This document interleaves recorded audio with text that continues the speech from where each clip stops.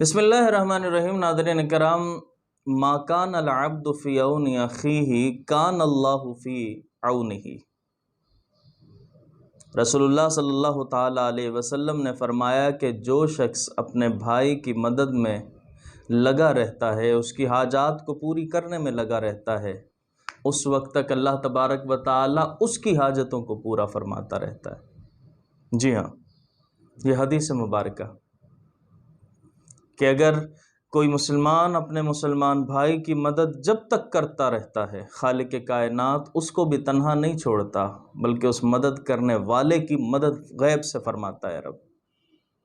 ایک حکایت عرض کر رہا ہوں کہ حضرت عمر بن عبد الرحمن اوزاعی رحمۃ اللہ تعالی علیہ، آپ نے فرمایا کہ عید کی رات تھی، میں اپنے گھر میں بیٹھا ہوا تھا تو کسی شخص نے ہمارا دروازہ کھٹکھٹایا۔ میں اٹھا اور اٹھ کر دروازہ کھولا تو کیا دیکھتا ہوں کہ میرا پڑوسی دروازے پر ہے۔ میں نے اس سے پوچھا کیسے آنا ہوا؟ اس نے کہا کہ اے امام المسلمین، میں ایک عیالدار آدمی ہوں اور کل عید ہے، اور عید کے دن میرے پاس کوئی چیز نہیں ہے، میرے پاس کچھ نہیں ہے، اور میں اس امید پر آپ کے پاس آیا ہوں کہ آپ مجھے کچھ عطا کریں تاکہ کل ہم بھی اپنے بچوں پر کچھ خرچ کر سکیں،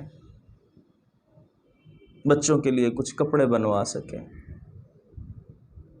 بچوں کے لیے کچھ ضروریات کی چیزیں لے سکیں۔ عبد الرحمن فرماتے ہیں کہ میں نے اپنے بچوں کے لیے عید کی ضروریات کے لیے کچھ اہتمام کر رکھا تھا، کچھ درہم اکٹھے کر رکھے تھے۔ میں نے اپنی بیوی سے کہا کہ ہمارا پڑوسی ضرورت مند آیا ہے اور پہلی مرتبہ کوئی چیز مانگنے کے لیے بھی آیا ہے، تو ایسا کرو کہ جو 25 درہم ہم نے اپنے بچوں کی ضروریات کے لیے اکٹھے کر رکھے تھے، جمع کر رکھے تھے، وہ لاؤ اور لا کر وہ پڑوسی کی ضروریات کو پورا کرنے کے لیے اس کے دے دیتے ہیں۔ حضرت عمر بن عبد الرحمن فرماتے ہیں کہ میری بیوی گئی اور لے کر آئی، لا کر ہم نے اس کو 25 درہم دے دیے اور وہ چلا گیا خوشی خوشی۔ فرماتے ہیں کہ تھوڑی دیر گزری تھی،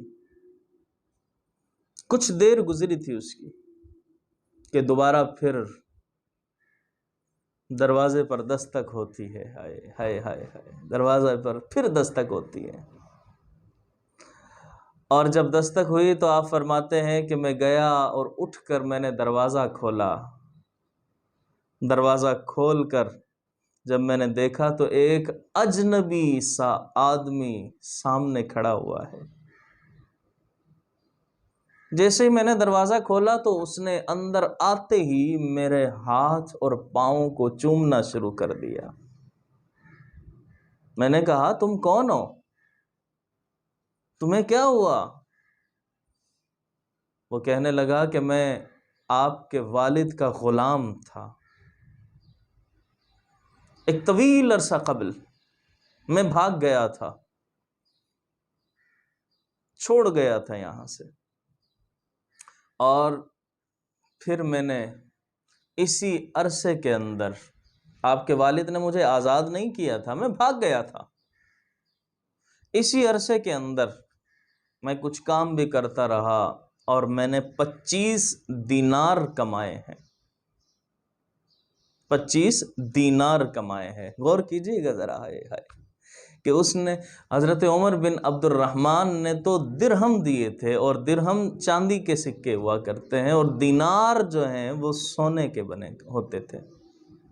تو وہ کہنے لگا کہ اب مجھے اپنے بھاگنے پر سخت ندامت ہے کہ میں کیوں بھاگ کر گیا یہاں سے، اس لیے میں واپس لوٹ آیا ہوں، اور یہ 25 دینار جو میں نے کمائے تھے یہ بھی میں آپ کے سپرد کرتا ہوں، آپ رکھیے، اور میں آپ کا بھی غلام ہوں، چونکہ میں آپ کے والد کا بھی غلام تھا۔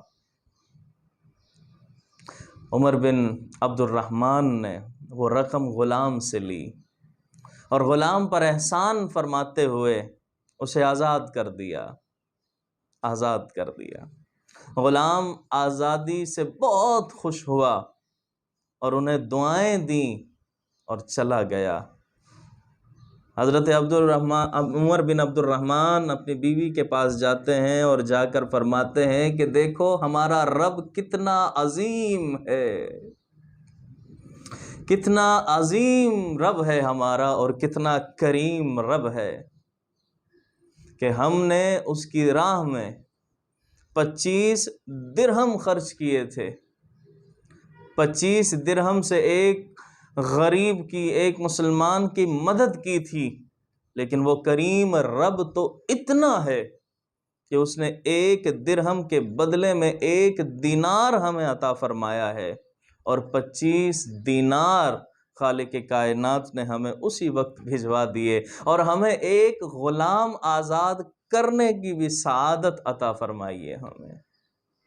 تو ناظرین کرام، ہمارے یہاں بھی عنقریب انشاءاللہ عید کا دن جلوہ گر ہونے والا ہے۔ دیکھیں آپ بھی عید کے دن، عید سے پہلے دیکھیں کہ کوئی ارد گرد میں کوئی غریب ہو، کوئی مسکین ہو، کوئی حاجت مند ہو، کوئی ایسا شخص نظر آئے تو اس کی مدد کریں، اس کی مدد کریں۔ جب اس کی مدد ہوگی تو اللہ تبارک و تعالی بھی اپنے بندوں کی مدد کرے گا۔ خالق کائنات سے دعا ہے اللہ تعالی ہمیں عمل کی توفیق عطا فرمائے۔